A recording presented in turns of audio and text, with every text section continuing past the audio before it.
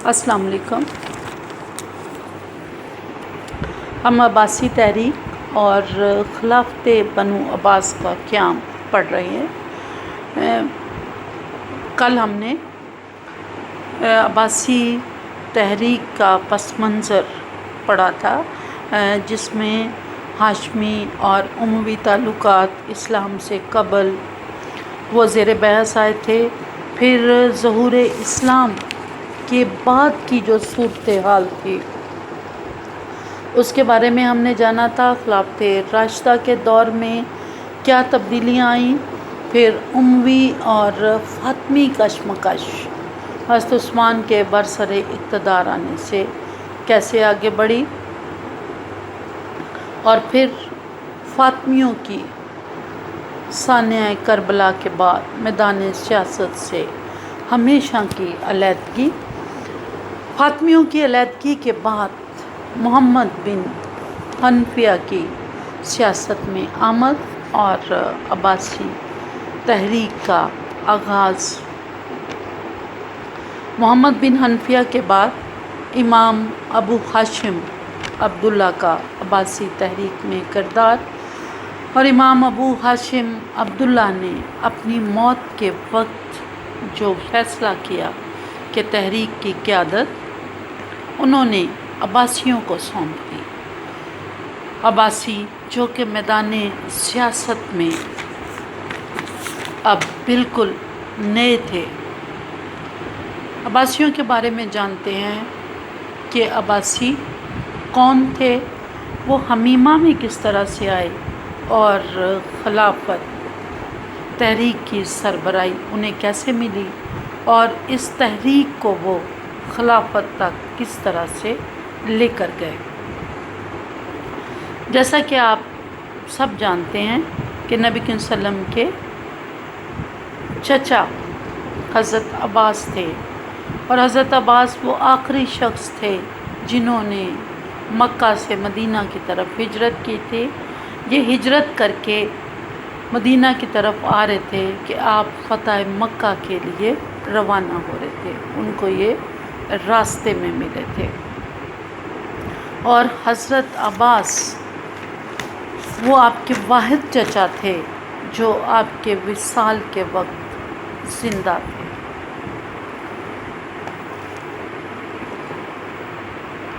حضرت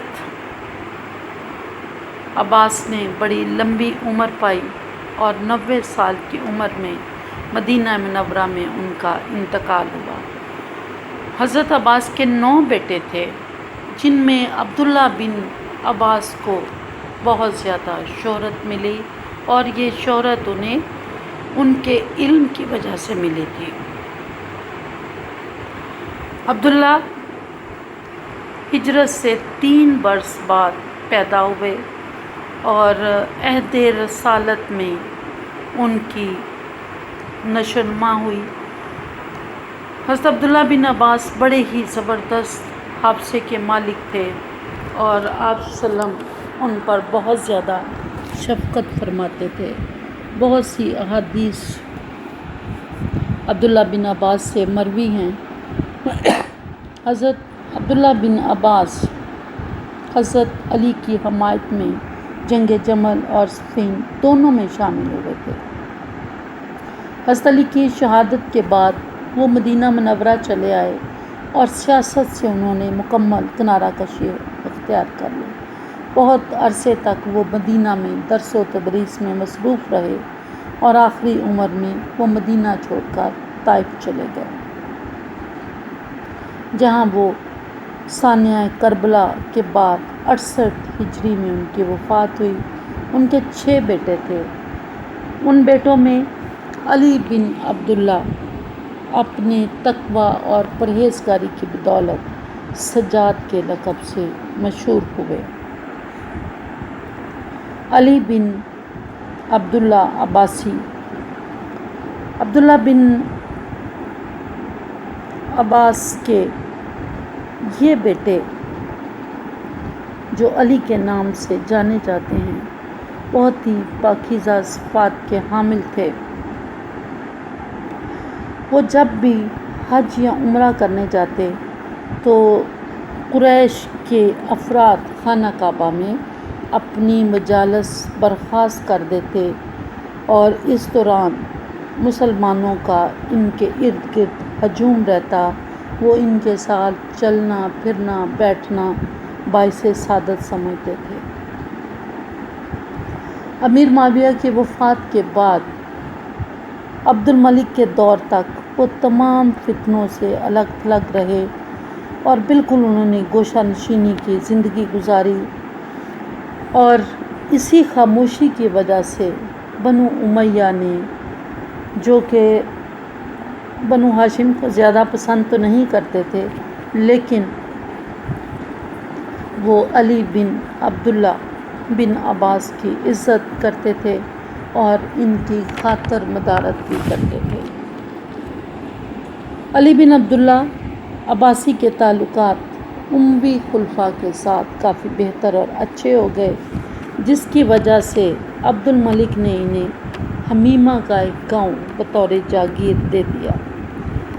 انہوں نے حمیمہ میں اپنے لیے عالی شان عمارتیں اور رہائش گاہیں تعمیر کی اور یہاں آ کر آباد ہو گئے۔ انہوں نے مدینہ ہمیشہ کے لیے چھوڑ دیا، اور نہ صرف وہ خود بلکہ دیگر عباسی بھی آہستہ آہستہ یہیں حمیمہ میں آ کر آباد ہو گئے، اور یہ چھوٹا سا قصبہ عباسیوں کا اب نیا وطن تھا۔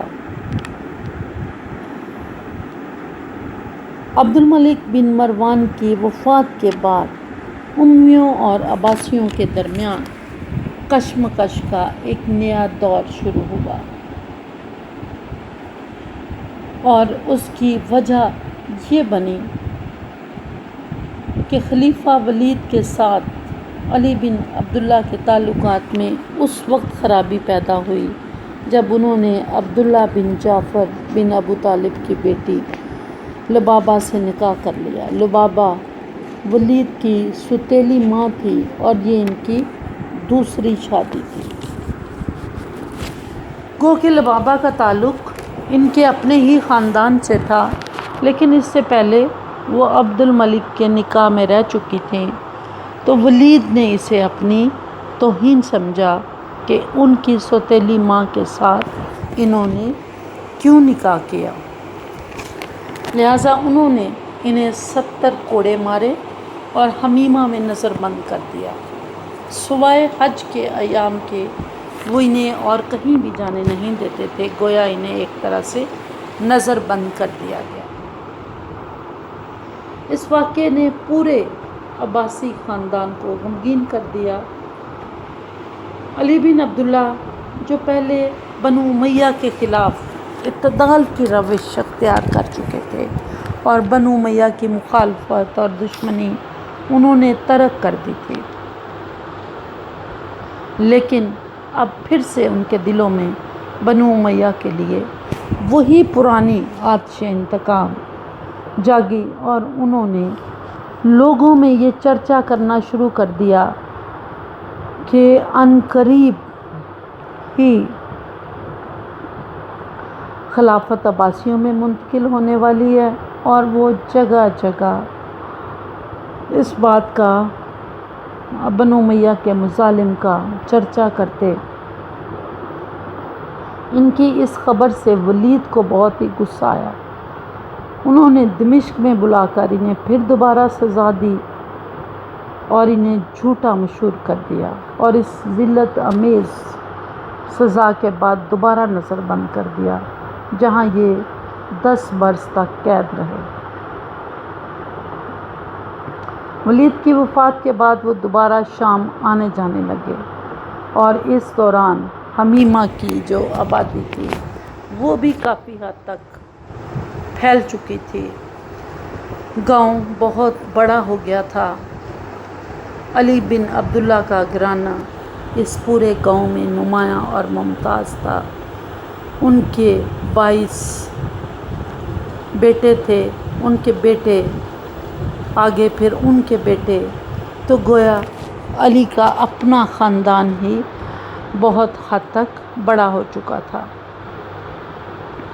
علی نے 80 سال کی عمر میں تقریباً 100 ہجری میں وفات پائی، اور ان کے بعد ان کے بیٹے محمد بن علی ان کے جانشین بنے۔ محمد بن علی بے پناہ قابل تھے، تنظیمی قابلیت ان میں بہت زیادہ تھی۔ انہوں نے اپنی قابلیت سے، اپنی کوششوں سے وہ باسی تحریک جو غیر منظم تھی، غیر فعال تھی، اسے فعال کر دیا، اور اسی محمد بن علی کو ابو ہاشم عبداللہ نے اپنا جانشین بنایا تھا۔ اس جانشینی کے بعد انہوں نے تمام شیعان علی کو، اپنے حامیوں کو ایک جگہ جمع کیا اور جمع کر کے تحریک کو باقاعدہ پھیلایا۔ اس کے لیے اس کی تنظیم سازی کی گئی۔ اس تنظیم سازی میں 12 نقیب مقرر کیے گئے، 70 سردار بنائے گئے، اور جتنے بھی کارکن تھے ان کے لیے خاص لفظ استعمال کیا گیا، دائی، یعنی دعوت دینے والا۔ ان کے یہ دائی تاجروں کے بھیس میں، فقیروں کے بھیس میں جگہ جگہ جانے لگے، چونکہ تاجر اور فقیر ایسے لوگ ہوتے ہیں جن پر کسی قسم کی کوئی پابندی نہیں ہوتی۔ یہ دائی اور جب تاجروں اور فقیروں کے بھیس میں مختلف علاقوں میں جاتے تو انہوں نے بنو امیہ کے مظالم کی داستانیں رنگ آمیزی کے ساتھ بیان کرنی شروع کر دی، اور پھر ان سے عوامی ہمدردیاں حاصل کی۔ ان کا طریقہ کار یہی ہوتا تھا کہ دائی جب بھی دیکھتے کہ کہیں عوامی اجتماع ہے تو وہ وہاں آہستہ آہستہ لوگوں کو بنو امیہ کے مظالم کی طرف لاتے، پھر سانحہ کربلا بیان کرتے۔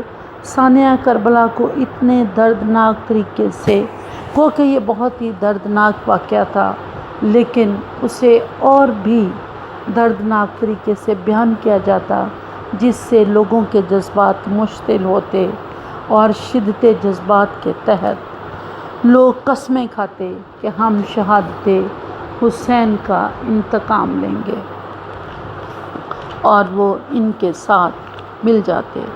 یوں یہ عباسی دعوت آہستہ آہستہ آگے بڑھنے لگی، یہاں تک کہ عراق، خراسان میں اسے بہت ہی زیادہ مقبولیت ملی، اور یہ مقبولیت اس وقت بھی ملی جب سلیمان بن عبد الملک کا انتقال ہو گیا، اور سلیمان نے عمر بن عبد العزیز کو اپنا جانشین بنایا۔ عمر بن عبد العزیز نے وہ تمام سختیاں جو کہ اس سے پہلے اہل بیت پر روا رکھی جاتی تھی انہیں ختم کر دیا۔ اس نرمی سے محمد بن علی اور ان کے دائیوں نے خوب فائدہ اٹھایا۔ ہشام اور دیگر اموی خلیفہ نے بعد میں ان کے خلاف طاقت استعمال کی، لیکن عباسی دعوت اپنی سرگرمیوں میں اس حد تک آگے بڑھی کہ اب وہ امیوں کے لیے ایک بڑا خطرہ بن چکی تھی۔ محمد بن علی نے کے بیٹوں میں سب سے بڑے بیٹے ابراہیم نے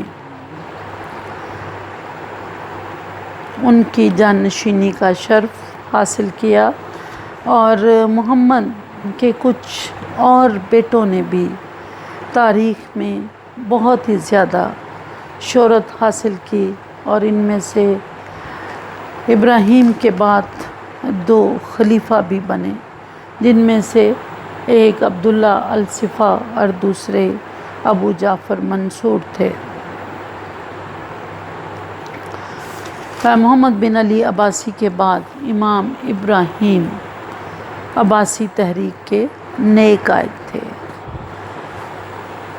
امام ابراہیم نے بڑی ہی قائد بننے کے بعد عقلمندی دانشمندی کا ثبوت دیا اور تمام خاندان بنو ہاشم اور خانوادہ اہل بیت کے نام سے اس تحریک کو لوگوں کے سامنے پیش کیا اور بطور حکمت عملی اہل بیت اور آل عباس کی تخصیص نہ کی۔ وہ ابھی تک لوگوں کو یہی بات کہتے رہے کہ جب بھی یہ تحریک کامیاب ہوگی تو اہل بیت ہی برسر اقتدار آئیں گے۔ اب عوام کی جو اکثریت تھی وہ بنو عباس کے ساتھ نہیں تھی، بلکہ وہ اہل بیت کی حامی تھی، اور علوی یہی سمجھتے رہے کہ جب یہ تحریک کامیاب ہوگی تو وہ برسر اقتدار آئیں گے، یعنی اس دعوت کی کامیابی کی صورت میں بنو عباس خود خلافت علویوں کو پیش کر دیں گے۔ یقیناً یہ ان کی سادہ لوئی تھی، لہٰذا انہوں نے عباسیوں کا بھرپور ساتھ دیا اور اپنے پیروکاروں کو متحرک رکھا۔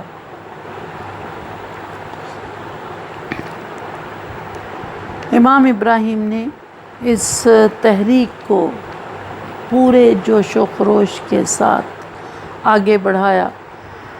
یہ تحریک شاید کامیاب نہ ہوتی، لیکن اس تحریک کو ایک ایسا شخص ملا جس نے ناممکن کو ممکن کر دکھایا، اور یہ شخص ابو مسلم خراسانی تھا۔ اگر ابو مسلم خراسانی نہ ہوتا تو ہم کچھ نہیں کہہ سکتے۔ ہو سکتا ہے کہ بے شمار تحریکوں کی طرح عباسی تحریک بھی دم توڑ دیتی اور بنو عباس بھی اہل بیت کی طرح کامیاب نہ ہو پاتے، لیکن ابو مسلم خراسانی نے وہ کیا جو کوئی بھی داعی نہیں کر سکا تھا۔ یہ ایک بچہ تھا اور نوجوانی کی عمر پر پہنچنے سے پہلے ہی داعی اعظم بن چکا تھا، یعنی 19 سال کی عمر میں وہ اس قابل تھا کہ اسے داعی اعظم بنایا گیا۔ اسی ابو مسلم خراسانی کی بدولت تحریک ایک کامیاب تحریک میں بدلی، نہ صرف کامیاب بلکہ اس نے خلافت کا حصول جو تھا وہ ممکن کر دکھایا۔ ابو مسلم خراسانی اور اس کی کوششوں کے بارے میں ہم انشاءاللہ کل پڑھیں گے۔ بہت شکریہ۔